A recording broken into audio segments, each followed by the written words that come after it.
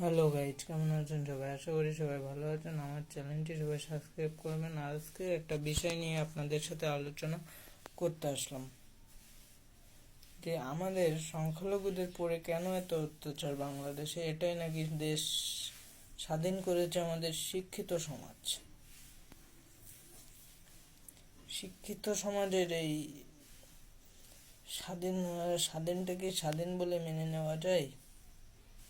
আমাদের সংখ্যালঘুদের উপরে এত অত্যাচার, আমাদের হিন্দু ভাই বোনদের বাড়ি ভাঙচুর, মন্দির পাঠ পোড়ানো, আমাদের মন্দির পাঠ যেখানে মন্দির, বাড়িঘর যেখানে লুটপাট, বিভিন্ন রকমের এত কিছু কেন চলছে?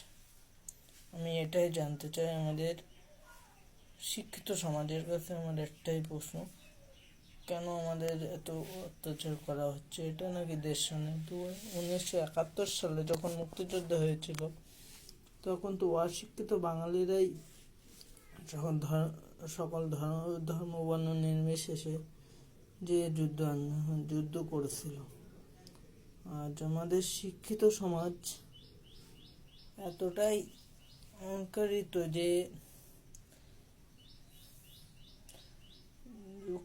কিছুদিন আগে কোঠা আন্দোলন হয়েছিল, সেই কোঠা আন্দোলন থেকে শুরু করে এক দফা এক দাবি দিয়েছিল যে সরকারের প্রথম পদত্যাগ।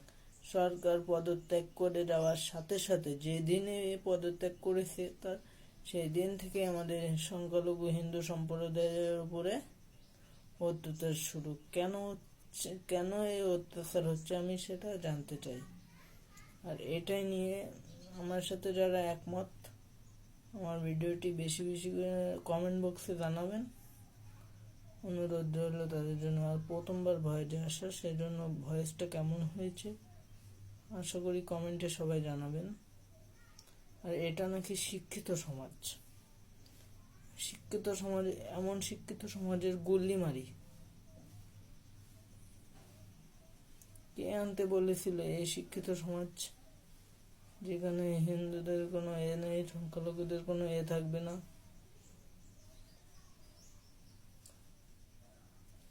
1971 সালে যারা আনছিল তারাই এখন ভালো শিক্ষিত ছিল, আর আমাদের শিক্ষিত সমাজ অশিক্ষিত থেকেও তারা ভালো কাজ করছিল। কিন্তু আমাদের এই শিক্ষিত সমাজরাই শিক্ষিত রে আনতে যায়, তারাই অশিক্ষিতর কাজ করছে।